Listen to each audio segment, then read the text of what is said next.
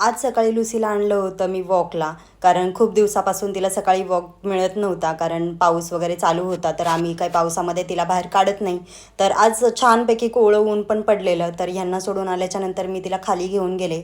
मस्त एक वॉक वगैरे करून आणला आणि ती पण खूप खुश झालेली वॉक करून. आम्ही पावसात क्वचितच तिला बाहेर काढतो, जेव्हा कमी पाऊस वगैरे असेल तेव्हाच, कारण पावसामध्ये ती भिजली की तिला टिक्स वगैरे होतात आणि मग तिलाही तो त्रास होतो.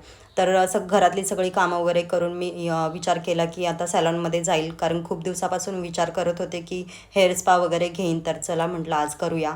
मी लास्ट टाईम बोटॉक्स केलं होतं जेव्हा आम्ही केरळच्या ट्रिपला गेलो होतो, तेव्हा मी बोटॉक्स आणि थोडा हेअर कलरचा टचअप वगैरे दिला होता. जो पण मी कलर केला होता तो. तर म्हटलं चला आता हेअर स्पा वगैरे करू. जरा हेअर स्पा केला ना की केस पण छान शाईन करतात आणि स्मूथ पण राहतात, आणि केस आपले डॅमेज वगैरे झालेले असतात तर ते पण थोडे रिपेअर व्हायला मदत होते.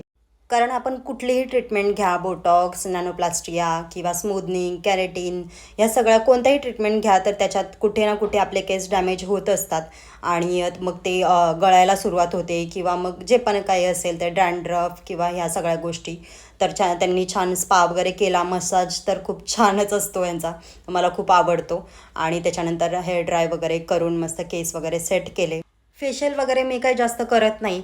मॅनिक्युअर, पेडिक्युअर अशा काही गोष्टी ज्याने आपल्याला रिलॅक्स वाटेल असं काही मी करते. फेशियल्स पण आपण अधूनमधून घेतले पाहिजेत, जे मी घेते मध्ये मध्ये. कधी असं काही असेल, वाटलं की फेस खूप डल झाला आहे किंवा काय स्किन खूप डल झाली तर तेव्हा मी घेते. सगळं झाल्याच्या नंतर मी आले घरी, आणि घरी आल्याच्या नंतर म्हटलं तुम्हाला रिझल्ट दाखवेन आरामात. तर बघा मस्त शायनी आणि स्मूथ झाले होते केस. मला खूप आवडतो स्पा.